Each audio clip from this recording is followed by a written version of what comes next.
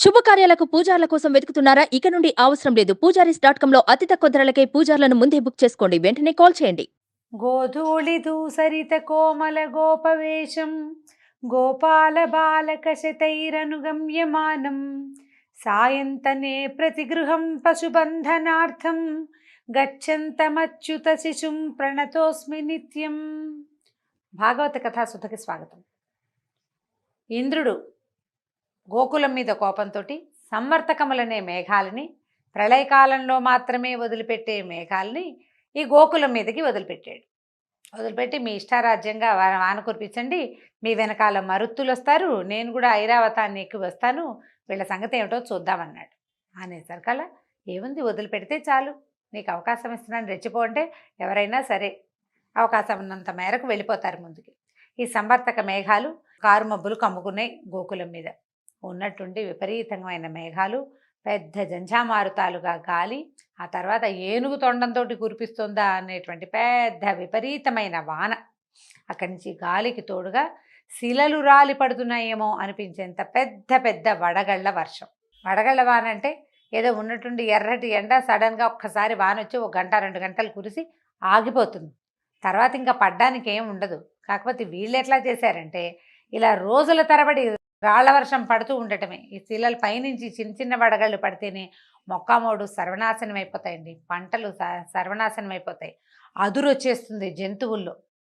గోవులు అవి పాలివ్వవు, దూడలను కూడా ఎగదన్నేస్తాయి, వాటికి కూడా పాలివ్వవు, అదురు వస్తుందన్నమాట. ఆ రాయి పడ్డప్పుడల్లా కొన్ని రాళ్ళు మీద పడుతుంటే ఆ చల్లదనాన్ని తట్టుకోలేకపోతాయి. విపరీతమైన గాలి, వాన, చలి, ఈ శిలావర్షం కురుస్తున్నటువంటి ఈ వడగళ్ళ వానతోటి గోకులంలో జనం అంతా బెంబేలెత్తిపోయారు. ఇంద్రాదులు అప్పుడు ఏమనుకున్నాడంటే, కృష్ణుడు గోకుల వాసులు ఏం చేశారు, అందరూ గోవులతో సహా కృష్ణుడిని శరణొచ్చారు.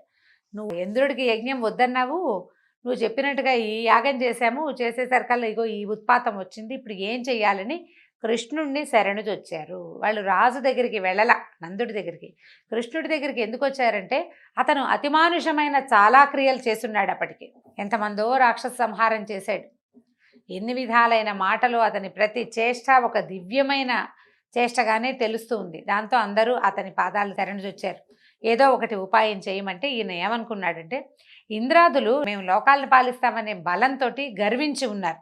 దేవతలంటే సాత్విక ప్రవృత్తితోటి ఉండాలి, వాళ్ళకి ఇట్లాగా రాజసిక ప్రవృత్తి, తామసిక ప్రవృత్తి ఉండకూడదు. నేనే అని అనుకోకూడదు. మొదటిది, అంతా నేనే, నా వల్లే ఇది నడుస్తుంది అనకూడదు. నన్ను కాదని వాడిని అంతు చూస్తాననకూడదు. ఒకటి రాజసిక ప్రవృత్తి, రెండోది తామసిక ప్రవృత్తి. నా అంత వాడిని నేనేనని గర్వించడం రాజస ప్రవృత్తి. గర్విస్తూ ఉంటే ఒక రకం, ఎవరైతే నా మాట కాదంటాడో, ఎవడైతే నన్ను కాదంటాడో వాడు అంతు చూడాల్సిందేనని అనుకోవడం ఆసురీ ప్రవృత్తి, తామసిక ప్రవృత్తి అవుతుంది. దేవతలకు ఇలాంటిది తగునా? దిక్పాలకులు వాళ్ళ మీద కదా ప్రపంచమంతా ఆధారపడి ఉంటుంది. వాళ్ళు సజావైన సాత్వికమైన వర్తనతోటి ఉంటే సాటి మానవులందరూ సాత్విక వర్తన నేర్చుకుంటారు. ఇట్లా బలగర్వం, అధికార గర్వం, ధనగర్వంతో మదించి వాళ్ళు ఇష్టారాజ్యంగా ప్రవర్తిస్తే మిగిలిన వాళ్ళంతా చేసేదేమిటి? అదే చేస్తారు. అందుకని ఏమనుకున్నాడు, సన్మార్గం తప్పిన దేవేంద్రుడికి నేను ఇప్పుడు గర్వభంగం చేస్తాను. అతనికి కావాల్సింది అదే, గర్వం భంగం అయిపోవాలి, అంతే. ఈ గోకులాన్ని నా కుటుంబంగా స్వీకరించాను, దీన్ని ఇంద్రాదుల దాడి నుంచి, ఇంద్రుని యొక్క దాడి నుంచి పూర్తిగా రక్షించి తీరతానని భావించాడు కృష్ణుడు. అక్కడి నుంచి ఏం చేశాడు, గోవర్ధన పర్వతం దగ్గరికి వెళ్ళాడట. వెళ్ళి చిన్నపిల్లవాడు పుట్టగొడుగుని పెకలించినట్టుగా ఆ పర్వతాన్ని ఒక్క చేత్తోటి పెకలించాడు, పైకి లేపాట. దానిని అదే చేతి మీద, ఏ చేత్తో పెకలించాడో అదే చేతి మీద దాన్ని ఇట్లా నిలబెట్టాడు. నిలబెట్టి పిలుస్తున్నాడు, గోకులవాసురారా అందరూ రండి, మీ గోవ సంపదతోటి ఈ పర్వతం కింద ఏర్పడిన పల్లంలోకి రండి. పర్వతాన్ని పెగలించేసరికల్లా దానికి లోతుగా ఉంటుంది కదా, దాని మొదలు అది గొయ్యిలాగా అవుతుంది. ఆయన గోతులోనే నిలబడి ఉన్నాడు, పల్లంలోకి రమ్మంటున్నాడు. ఈ పర్వతం నా చేతి నుంచి పడిపోతుందేమోనని భయపడకండి. ఇక్కడ మీకు వర్షం వల్ల భయం కానీ, గాలి వల్ల బాధ కానీ ఉండదు. వాన గాలి మిమ్మల్ని బాధించవు, ఇందులోకి వచ్చేసేయండి అన్నాడు. ఈయన పోతన గారిది మహాద్భుతమైన పద్యం ఉందండి, మహా బాగుంటుంది. బాలుండి ఇతడు కొండ దొడ్డది మహాభారంబు సైరింపగా జాలండో అని భయపడద్దు. వీడు చిన్నపిల్లాడు, ఇంత పెద్ద కొండ, ఇంత భారాన్ని తను ఎత్తగలడా లేదా అనే సంశయం వద్దు. ఏదైనా పర్వాలేదు, మొత్తం జంతు సంచయంతో వచ్చి దీని కింద నుంచోండి, ఏం భయం లేదు, ప్రమోదంగా హాయిగా సంతోషంగా నుంచోండి అని చెప్పాడట. చెప్పేసరికల్లా గోకులవాసులంతా తమ పిల్ల జెల్లాతోటి పశు సంపదతోటి పర్వతం కింద చేరిపోయారు. వాళ్ళకి ఆకలి బాధ లేదు, చలి బాధ లేదు. రోజులు గడుస్తున్నాయి. వర్షము, గాలి, వడగళ్ళు ఆగలేదు. గోకులవాసులకి కించిత్తైనా బాధ లేదు. గోకులం ఒక చిన్న ఊరు. ఈ పర్వతం బహుదొడ్డది. అంత పెద్ద పర్వతం కింద వెచ్చగా సుఖంగా హాయిగా నెగ్గళ్ళు వేసుకుని కూర్చున్నంత సుఖంగా ఉన్నారు.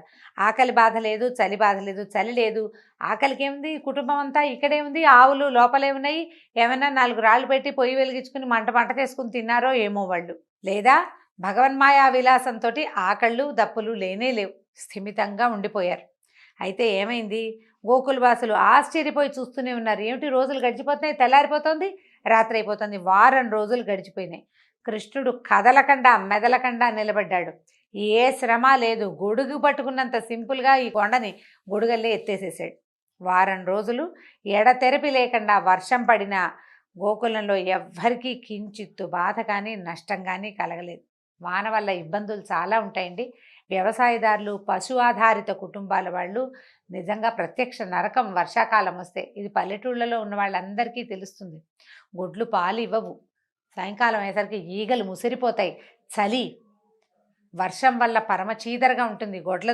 దొడ్లు అవన్నీ శుభ్రపడవు, తెరిపి ఉండదు. ఆవుల పాలు, గేదెల పాలు ఏవి పాలు ఇవ్వవు.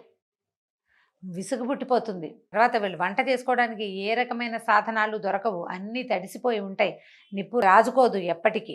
ఆహారం వంట చేసుకోవటం కష్టం. చిన్న పొన్న ఇళ్ల వాళ్ళు మరీ అవస్థపడతారు. అసలు పశువుల మీదే ఆధారపడి ఉండే వాళ్ళకి ప్రత్యక్ష నరకమే తీవ్రమైన వర్షాకాలం. మిగిలిన కాలాలు ఒక రవ నయం. చలి రోజుల్లో కూడా కొంచెం మార్గశీర్షంలో కూడా ఒక రవ ఇబ్బందిగానే ఉంటుంది. వాన వస్తే మరీ ఇబ్బంది అనమాట. అయితే ఎంత వాన పడినా వీళ్ళకి ఏమీ అవ్వలేదు. అయితే ఇంద్రుడు తెలుసుకున్నాడు, తనని మించిన శక్తి ఏదో గోకులాన్ని రక్షిస్తోంది. అదేదో అర్థమైంది తనకి. తను కాదు, తన వల్ల కాదు, తను ఏమీ చేయలేడు వీళ్ళని. తనని మించిన ఒక శక్తి వీళ్ళకి రక్షణ వలయంగా ఉందని తాను ప్రదర్శించి విఫలమైన దర్పాన్ని తలుచుకుని సిగ్గుపడ్డాడు. ఆయన అహంకారం నశించిపోయింది. ఎక్కడో పొరపాటు చేశాను అనుకున్నాడు. వెంటనే ఏం చేశాడు, ఈ సంవర్తక మేఘాలని వెనక్కి పిలిచేశాడు. వారం రోజుల వాన తర్వాత మేఘాలను వెనక్కి పిలిపించి బంధించేశాడు. సహస్ర కిరణాలతో ఎప్పుడైతే సంవర్తక మేఘాలు వెనక్కి వెళ్ళిపోయినాయో సూర్యుడు వచ్చేసాడు. ఈ 1000 కిరణాలతోటి సూర్యుడు గోకులం నిండా సూర్యకాంతితో నింపేశాడు. ఇంద్రుడి మనసులోని అహంకారం అనే చీకటి కూడా నశించి జ్ఞానమనే వెలుగు సూర్యుడు ఉదయించాడు. బుద్ధి తెలిసిందనమాట ఇతనికి. గోకులవాసుల హృదయంలో కృష్ణుడంటే ప్రేమ, ఆరాధన ఇబ్బడి ముబ్బడిగా ఇనుమడించాయి. అసలు ఎంత గొప్పవాడు! ఏదో విశేషంగా ఏమిటో చేయటం కాదు, ఒక కొండని ఎత్తి వారం రోజుల పాటు అరిచేతి మీద ఆపి ఇన్ని వందల మంది ప్రాణాలు, ఇన్ని వేల జంతువులు, వేల పశువులు, వాటి ప్రాణాలని రక్షించి ఇంత అమోఘమైన క్రియ చేసిన కృష్ణుడి పట్ల మొత్తం గోపాలులు అందరికీ విపరీతమైన ఆపేక్ష ఏర్పడిందట. కృష్ణుడు ఏమన్నాడంటే, వాన తగ్గిపోయాక పర్వతాన్ని దింపేశాడు. వీళ్ళని ఏం చేశాడు, అందరినీ ఇంటికి వెళ్ళిపోండి, ఇళ్ళకి వెళ్ళిపోండి, గోకులానికి తిరిగి వెళ్ళమని పంపించేశాడు. అందరూ కృష్ణుడిని ఆయన చేసిన లీలలన్నింటినీ పాటలుగా పాడుకుంటూ వెళ్ళిపోయారు. ఈ నందనందనుడు ఏం చేశాడు, కృష్ణమూర్తి ఇక పర్వతాన్ని యథాప్రకారంగా నిలబెట్టాడు. ఎక్కడ ఉండాలో అక్కడ పెట్టాడు. అహంకారం నశించిన ఇంద్రుడికి కృష్ణుడు ఎవరో తెలిసొచ్చిందట. కృష్ణుడు ఒంటరిగా ఉండగా ఏం చేశాడంటే, తన శిరస్సు ఆయన పాదాల మీద ఉంచి సాష్టాంగ దండ నమస్కారం చేసి లేచి చేతులు జోడించాడు. వీళ్ళంతా ఎవరి దారిని వాళ్ళు వెళ్ళిపోయాక ఆయన వచ్చాడనమాట. ఇంద్రుడు వెనకాల ఐరావతంతో వచ్చి నమస్కారం చేశాడు. చేసి, ప్రభు, ఐశ్వర్య మదంతో నేను చాలా పెద్ద అపరాధం చేశాను. రక్షించవలసిన వారు ఉత్తములు, నిస్సహాయులు అయినటువంటి ఈ గోకులవాసుల పట్ల చాలా అపచారం చేశాను. గోకులవాసుల వల్లే భగవంతుడు భూలోకంలో సురక్షితంగా ఉన్నాడు. అది వాళ్ళ గొప్పతనం అని చెప్పడానికి వీల్లేదు, కానీ అదే కదా ఇక్కడ జరుగుతోంది. వాళ్లే అతన్ని పసివాడినిగా కాచి కాపాడారు. వాళ్ళని మిగిలిన దేవతలంతా ఎంత గౌరవించాలి, ఎంత ఉద్ధరించాలి. అలాంటి వాళ్ళకి నేను ఇలాంటి పెద్ద అపచారం చేశాను. వాళ్ళు పైగా ఉత్తములు, నిస్సహాయులు, వాళ్ళకి ఇంకేమీ తెలియదు. ఆ పశుపాలన చేసుకోవడం, పిల్లల్ని చూసుకోవడం తప్పిస్తే ఏమీ తెలియదు. భగవత్ సహాయంగానే ఉన్నాడు. భగవంతుడే వాళ్ళకి సహాయకంగా ఉన్నాడు. కానీ లేకపోతే వాళ్ళకి ఇంకో సహాయం ఏముంది, రాజు సహాయాలు అవి వాళ్ళకి ఏం లేవు కదా. నీ మహిమను తెలుసుకోలేకపోయాను, దురహంకారంతో ప్రవర్తించాను, నన్ను మన్నించు. నా మనసు మరొక్కసారి ఇలాంటి అహంకారానికి లోను కాకుండా నన్ను రక్షించు. ఒకసారి వచ్చింది, బుద్ధి వస్తుందా? చాలామందికి, వ్యక్తులకి కూడా ఒక్కసారి పళ్ళు రాలితే బుద్ధి రాదు. ఎన్నిసార్లు మళ్ళీ అదే ప్రవృత్తికి లోనవుతుంటారు, అదే దుష్ప్రవర్తన చేస్తూ ఉంటారు. ఒకసారి ఇలా జరిగింది ఇంకోసారి చేయకుండా ఉందామని అనిపించదు. కొన్నాళ్ళు పోయాక ప్రజలు మర్చిపోతారు, వాళ్ళు మర్చిపోతారు, మళ్ళీ దిగుతారు చేయకూడని పనుల్లోకి. నన్ను ఇలా దురహంకారానికి గురి కాకుండా రక్షించమని ప్రార్థించాడు. సర్వలోకేశ్వరేశ్వరుడివి, సమస్త లోకాలను సృష్టించిన తండ్రివి, పరమాత్మవి అయిన నిన్ను శరణు వేడుతున్నానని పూర్తిగా శరణాగతిని పొందాడు ఇంద్రుడు. అప్పుడు కృష్ణుడు గంభీరంగా ఇట్లా సమాధానం చెప్పాట, దేవేంద్ర, అధికారము దానివల్ల ఐశ్వర్యము రాగానే సాధారణంగా ఆ అధికారంతోనే వచ్చే బాధ్యతలు మనసులో మరుగుపడిపోతాయి. ఈ ఒక అధికారం వల్ల ఏమొస్తుందండి, బాధ్యత వస్తుంది కదా, పవర్తో పాటు రెస్పాన్సిబిలిటీ అనేది ఒకటి ఉంటుంది. పవర్ వచ్చేసరికల్లా ఇది పక్కకి వెళ్ళిపోతుంది, ప్రతిదీ సాధించేయగలం ఈ పవర్ తోటి. అందుకని మనం పవర్ని, ఈ శక్తిని, ఈ అధికారాన్ని, ఈ బలాన్ని అన్ని చోట్ల ప్రయోగిస్తాం. కానీ ఈ అధికారం వల్ల, ఈ శక్తి వల్ల, ఈ బలం వల్ల మనం ఏ బాధ్యతలను నెరవేర్చడానికి ఈ స్థానంలోకి వచ్చామో అది మర్చిపోతాం. ఇది లోక సహజంగా మానవ సహజమైన ప్రవృత్తి అండి. చాలామంది పిల్లలు పెద్దవాళ్ళు అవుతారు, బాగా చదువుకుంటారు, చక్కగా పెద్ద పెద్ద ఉద్యోగాలు చేస్తారు. దేనివల్ల తమలు పుట్టామో, దేనివల్ల పెరిగామో, దేనివల్ల చదువుకున్నామో, దేనివల్ల ఇవాళ మనం పెద్ద స్థానంలో ఉన్నామో ఆ మొదలుని మర్చిపోతారు. దానికి ఇవ్వాల్సిన గౌరవం ఇవ్వరు. కొంతమంది మర్చిపోతారు, కొందరు మరొకపోయినా దానికి ఇవ్వాల్సిన సముచిత స్థానము, గౌరవము ఇవ్వరు. నువ్వు ఇవ్వనిది నీకు ఎక్కడా దొరకదు. నువ్వు ఏది ఇస్తావో అదే తీసుకోగలుగుతావు. నువ్వు గౌరవ మర్యాదలు ఇవ్వవలసింది నీ మొదలుకి, నువ్వు ఎక్కడి నుంచి వచ్చావో అక్కడికి. ఇంతకుముందు మనం విన్నాం, వృత్తిని కూడా గౌరవించాల్సిందే. ఏ వృత్తి నీకు అన్నం పెడుతుందో ఆ వృత్తినే ముందు పూజించాలని చెప్తున్నాడు భగవానుడు. అధికారం వచ్చేసరికల్లా, మనకు ధనం వచ్చేసరికల్లా బాధ్యతలు మర్చిపోతాం. దీనివల్ల మనం ఏం చేయొచ్చో ఆలోచిస్తాం, కానీ అసలు చేయవలసింది ఏమిటి అనేది వ్యక్తులకు అసలు జ్ఞాపకమే ఉండదు. అది గుర్తు చేసుకోమని చెప్తున్నాడు ఈయన. నీ విషయంలో కూడా అదే జరిగింది. నీ గర్వం తగ్గించాలనే ఇలా చేశాను. మీ లోకపాలుడు అందరూ కూడా, అంటే ఈయనతో పాటు ఇంకా లోకపాలకులు ఉన్నారు కదా, అష్టదిక్పాలకులు, వాళ్ళంతా ఈ దురహంకారం విడిచి మీ బాధ్యతల్ని సక్రమంగా నెరవేర్చండి అని చెప్పాడు. స్వర్గం నుంచి ఇంద్రుడు బయలుదేరే సమయానికే గోలోకం నుంచి కామధేనువు కూడా బయలుదేరిందట. కామధేనువు కూడా వచ్చింది ఆయనతో పాటు. ఇప్పుడు ప్రభువు నిన్ను ఇంద్రుడిగా అభిషేకించమని బ్రహ్మ నన్ను పంపాడు, నీకు అభిషేకం చేయడానికి నాకు అనుమతినివ్వమని అడిగిందట కామధేను. కృష్ణుడు ఒప్పుకున్నాడు. ఆ కామధేను ఏం చేసిందట, తన క్షీరంతో, కామధేను పాలతోటి కృష్ణుడికి అభిషేకం చేసింది. అదే సమయంలో ఐరావతం తన తొండంతో నింపుకొచ్చినటువంటి ఆకాశగంగా జలాన్ని పైన చిమ్మి కృష్ణుడిపైకి జల్లుగా పడేలాగా అభిషేకం చేసింది. నారదాది ఋషులందరూ అక్కడికి చేరారట. ఇది ఒక లోకోత్తరమైన కార్యం కదండి.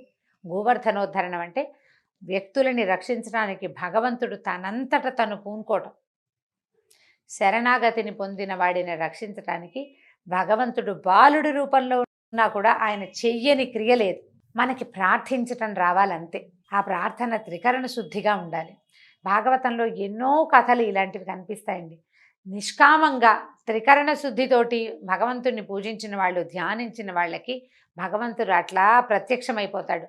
మనం గజేంద్ర మోక్షం కథలో అదే చూస్తాం, ప్రహ్లాద చరిత్రలో అదే చూస్తాం, ధ్రువోపాఖ్యానంలో అదే చూస్తాం. ఎన్ని కథలలోనో ఇదే విషయం కనపడుతూ ఉంటుంది. మనం ఎంత తెలుసుకున్నా విష్ణుమాయ వల్లనండి, మాయ వల్లనండి, ఎంతసేపు భగవంతుడు ఒకడు ఉన్నాడని, అతనే మన తలపైన గొడుగని మర్చిపోతారు జీవులు. ఎప్పుడో గుర్తొస్తుంది, అప్పుడు కొంచెం తీసుకుంటాం, మాయను తొలగించుకుని కొంచెం ప్రయత్నం చేస్తాం, మళ్ళీ మాయమన్నీ ఆవరిస్తుంది. మనని ఆవరించిన మాయని తొలగించుకోవటమే తక్షణ కర్తవ్యంగా మానవులు చేయాలని చాలా చోట్ల చెప్పబడుతుంది. అక్కడి నుంచి వీళ్ళు ఏం చేశారు, యాదవ శ్రేష్ఠుడైన కృష్ణుణ్ణి దేవేంద్రుడు గోవిందుడు అనే పేరుతోటి సత్కరించాడు. గోవులని కాపాడాడు, గోపాలుని కాపాడాడు. కాబట్టి గోవింద నామధేయంతో ఈ ఇంద్రుడు కృష్ణ పరమాత్మకి అభిషేకం చేసి దేవతలందరూ, ఇంకెవరెవరు నారదాది ఋషులందరూ గోవింద గోవింద అని కృష్ణుణ్ణి వేణోళ్ళ పొగిడారట. ఇప్పుడు ఈ గోవింద నామధేయం ఏంటంటే గాం విందతీతి గోవింద అని. ఈ మన తెలుసుకుంటాం, మనల్ని రక్షిస్తాడు. ఇప్పుడు పశువుని రక్షిస్తాడు అంటే, పశువు అంటే మనం కూడా పశువులమేనండి. ప్రతి జీవి పశువే. జీవులని రక్షించేవాడు గోవిందుడు. అందుకని పదే పదే గోవింద నామధేయంతో మనం పిలవాలంటారు. కలిలో మనం పూజించే వెంకటనాయకుడిని గోవింద నామధేయంతో ఎందుకు పిలుస్తారంటే, ప్రతి జీవిని రక్షించటమే నీ కర్తవ్యం, ప్రతి జీవిని రక్షించటమే నీ లక్షణం, ప్రతి జీవిని రక్షించటమే నీ శక్తి నాయన. అందులో మమ్మల్ని కూడా చేర్చుకో. ఇప్పటిదాకా ఎన్నో తప్పులు చేసి ఉంటాం, ఎన్ని పొరపాట్లో చేసాం, ఎంతో కర్మని అనుభవించాం. ఎన్నో కర్మలు చేసాం, ఇంకా ఎన్ని జన్మలు ఎత్తాలో తండ్రి, దీంతోటి ఆపు, ఈ జన్మతోటి మమ్మల్ని ఉద్ధరించు, మమ్మల్ని చేదుకో, నీ దగ్గరికి లాక్కో, మళ్ళీ పుట్టవలసిన అవసరం లేకుండా మమ్మల్ని బతికించు, అంటే శాశ్వతమైన స్థానానికి మమ్మల్ని చేర్చమని అడగటం కోసమే గోవిందనామధేయాన్ని పదే పదే పలకమని చెప్తారు. ఈ గోవిందనామధేయంతో ఈరోజు భాగవత కథాసుధ సమాప్తం. నమస్కారం.